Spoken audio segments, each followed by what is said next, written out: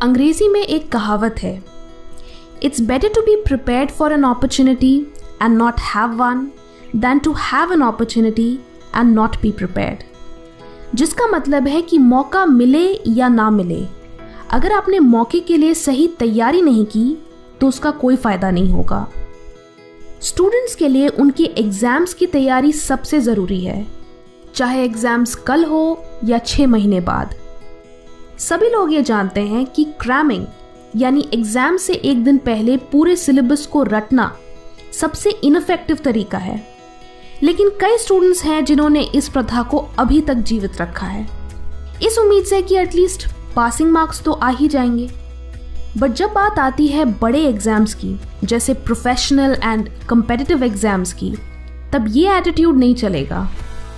वो स्टूडेंट्स जो बहुत गर्व के साथ ये कहते हैं कि यार मैं तो रात भर पढ़ता रहा, मैं तो सोया ही नहीं, उन्हें मैं ये बता दूं कि आपने कोई कद्दू में तीर नहीं मारा। आपका रात भर जागना इस बात का सबूत है कि आप पहले से प्रिपेयर्ड नहीं थे, ना आपने प्रॉपर प्लानिंग की और ना ही अब आप एग्जाम में अच्छे मार्क्स स्कोर कर पाओगे। कम्पिटिटिव एंड प्रोफेशनल एग्जाम्स में आपकी प्रिपरेशन का फंडामेंटल एलिमेंट है notes, not just notes but effective notes. इसके कई फायदे हैं। इमेजिन, क्या आप यूपीएससी प्रीलिम्स एग्जाम से एक दिन पहले पॉलिटी की एंटायर बुक रिवाइज कर सकते हो, या सीए आईपीसीसी में लॉ की पूरी बुक का एक दिन में रिवीजन कर सकते हो? शायद नहीं। सिलेबस इतना वास्ट होता है कि एक रात पहले सब कुछ पढ़ना पॉसिबल नहीं है। इसलिए शॉर्ट नोट्स बनाने से आप मैक्सिमम इंफॉर्मेशन मिनिमम टाइम में रिवाइज कर सकते हो। जब आप डायरेक्टली बुक से रिवाइज करते हो तो आप नॉन इम्पॉर्टेंट चीज़ें भी पढ़ने लगते हो और उस चक्कर में जो इम्पॉर्टेंट पोर्शन है वो छूट जाता है। बट नोट्स में सिर्फ काम की चीज़ें होती हैं, तो इससे आपका काफ़ी टाइम बच जाएगा और आप उन्हीं चीज़ों पे फोकस करोगे जो एग्ज़ाम के लिए क्रूशियल है। इसके अलावा कई एग्ज़ाम्स में आपको एक सब्जेक्ट की प्रिपरेशन के लिए 2 से 3 बुक्स रेफर करनी होती है, तो नोट्स के सहारे आप मल्टीपल सोर्सेज की स्कैटर्ड इन्फॉर्मेशन को एक जगह इकट्ठा कर सकते हो। ऑल्सो कई books exam point of view से पब्लिश नहीं की जाती, तो नोट्स आपको उस इंफॉर्मेशन को एग्जाम पर्सपेक्टिव से अलाइन करने में हेल्प करते हैं। एंड लास्टली, नोट्स बनाना कितना भी हेक्टिक क्यों ना हो, बट उससे आप कॉन्सेप्ट्स को बेटर तरीके से समझ पाते हो एंड इससे आपकी आंसर राइटिंग स्किल्स भी इम्प्रूव होती हैं। इसीलिए notes banana is crucial for exams. तो अब सवाल आता है कि इफेक्टिव नोट्स बनाते कैसे हैं। सबसे पहले आप पूरे चैप्टर को एक बार पढ़ो एंड आपको जो भी चीज़ें इंपॉर्टेंट लगे उसे पेंसिल से अंडरलाइन करो। ध्यान रहे, फर्स्ट रीडिंग में आपको नोट्स नहीं बनाने हैं। फर्स्ट रीडिंग में आप सिर्फ कॉन्सेप्ट को समझो, अंडरस्टैंड करो कि इस चैप्टर में क्या क्या चीज़ें हैं। उसके बाद उस चैप्टर से रिलेटेड प्रीवियस ईयर क्वेश्चंस देखो। इससे आपको अंदाज़ा होगा कि एग्जाम पॉइंट ऑफ व्यू से ये चैप्टर कितना इम्पॉर्टेंट है, किस तरह के क्वेश्चंस आ सकते हैं और कितने मार्क्स के क्वेश्चंस आ सकते हैं। इस एनालिसिस के बाद ही आप नोट्स बनाना शुरू करो, क्योंकि आपको अननेसेसरी चीज़ें अपने नोट्स में इंक्लूड नहीं करनी। जो चीज़ें एग्जाम पॉइंट ऑफ व्यू से इम्पॉर्टेंट है, सिर्फ वही आपके रिविजन नोट्स में इंक्लूड होनी चाहिए। नाउ नोट्स बनाने के लिए आप unruled and loose sheets use करो, बिकॉज अनरूल्ड शीट्स में आप चीज़ें किसी भी ऑर्डर में लिख सकते हो एंड लूज होने की वजह से उन्हें अपडेट करना आसान होता है। आप कोई भी new information extra sheet add करके अपडेट कर सकते हो।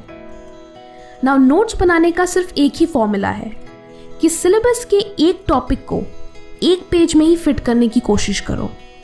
एग्जैक्टली इतने short and to the point notes बनाओ कि वो एक पेज में ही फिट हो जाए।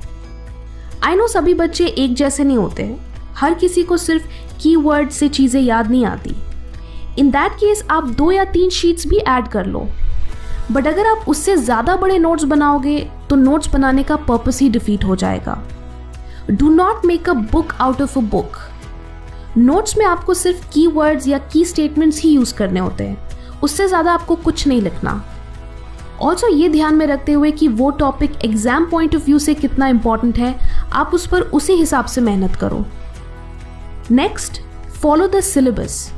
सिलेबस में जो टॉपिक्स और हेडिंग्स एंड सब हेडिंग्स दी हुई हैं उसी ऑर्डर में नोट्स बनाओ।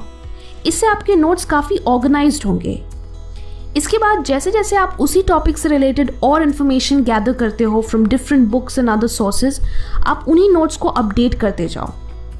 सो आपके पास सब कुछ एक जगह कंसोलिडेटेड होगा एंड एग्जाम से पहले आपको मल्टीपल बुक्स रेफर करने की ज़रूरत नहीं होगी। इसके अलावा आप माइंड मैप्स, फ्लो चार्ट्स या स्पाइडर डायग्राम्स के फॉर्मेट में भी नोट्स बना सकते हो ताकि उसकी पिक्चर आपके दिमाग में अच्छे से छप जाए। बट इससे ये मत सोचना कि आपके नोट्स बहुत प्रिटी एंड ब्यूटीफुल होने चाहिए। नो, आपको सुंदर नोट्स नहीं बनाने, ऑर्गेनाइज नोट्स बनाने हैं। जब तक आपको अपनी हैंडराइटिंग समझ में आ रही है तब तक सब सही है। इससे ज़्यादा डेकोरेशन की ज़रूरत नहीं है। इसके बाद की स्टेप ऑप्शनल है। अगर आप चाहो तो आप अपने नोट्स को सेकंड स्टेज में और भी कंसाइज कर सकते हो, यानी फर्स्ट रिवीजन में short notes and second revision में वेरी वेरी शॉर्ट नोट्स। क्योंकि कई बार मल्टीपल रिवीजन से आपको कुछ डेटा ऑब्वियस लगने लगता है और कुछ इररेलेवेंट, तो आप और कंसाइज नोट्स बना सकते हो जिससे आपके लिए रिवीजन का प्रोसेस और भी स्मूथ हो जाए। This entire note making strategy उन एग्जाम्स के लिए वर्क करती है जहां आपको आंसर्स अपने शब्दों में लिखने होते हैं एंड आपको सिर्फ कीवर्ड्स याद करने की ज़रूरत होती है। बट बहुत से एग्जाम्स ऐसे होते हैं जहां आपको बुक की लैंग्वेज यूज़ करनी होती है एंड स्ट्रिक्टली सब कुछ मगअप करना होता है। जैसे लॉ या सीए के थ्योरी सब्जेक्ट्स में आपको लीगल लैंग्वेज ही यूज़ करनी होती है, तो वहाँ आपके लिए सिर्फ नोट्स काफ़ी नहीं होंगे, आपको मल्टीपल रिविजन्स करने होंगे using active recall and spaced repetition technique, जिन्हें मैंने इस वीडियो में बहुत ही अच्छे से एक्सप्लेन किया है, तो इसे ज़रूर देखें। इससे आपके थ्योरी सब्जेक्ट्स की तैयारी बहुत ही अच्छे से होगी एंड आप एग्जाम्स में अच्छे मार्क्स भी स्कोर कर पाओगे। कमेंट करके बताएं कि आपको नेक्स्ट वीडियो इनमें से किस टॉपिक पे चाहिए एंड जिस कमेंट पे सबसे ज़्यादा लाइक्स आएंगे मैं उसी टॉपिक पे वीडियो बनाऊंगी। वीडियो अच्छी लगी तो लाइक करें एंड बहुत अच्छी लगी तो शेयर भी करें। Thank you and stay focused.